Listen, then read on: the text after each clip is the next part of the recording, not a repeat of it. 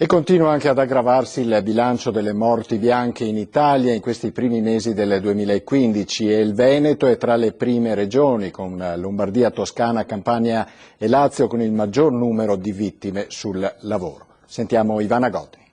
Niente ferie né vacanze per il bilancio delle morti sul lavoro, che si fa anzi sempre più tragico. Nei primi 5 mesi del 2015 si registra un drammatico incremento della mortalità pari all'11% in più rispetto allo stesso periodo di un anno fa.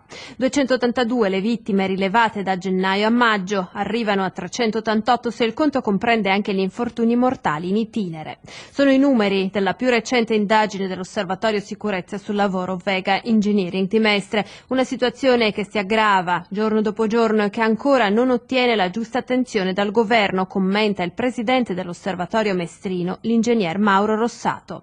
E intanto nella graduatoria nazionale divisa per regioni a contare il maggior numero di vittime è sempre la Lombardia. Il Veneto è quarto con 25 morti bianche, dopo la Toscana 27 e la Campania 26 e prima del Lazio 23. L'11% in più dei decessi è stato rilevato sia nel settore delle costruzioni che in quello dei trasporti e magazzinaggi, che risultano ancora i settori più a rischio. Poi c'è la fascia d'età più colpita, tra i 45 e i 54 anni, 96 vittime su 282. Le lavoratrici donne che hanno perso la vita nei primi 5 mesi del 2015 sono state 17, gli stranieri deceduti sul lavoro 41. Tra le città del Veneto la maglia nera appartiene ancora a Treviso, infatti 8 dei 388 decessi a livello nazionale sono avvenuti nella Marca.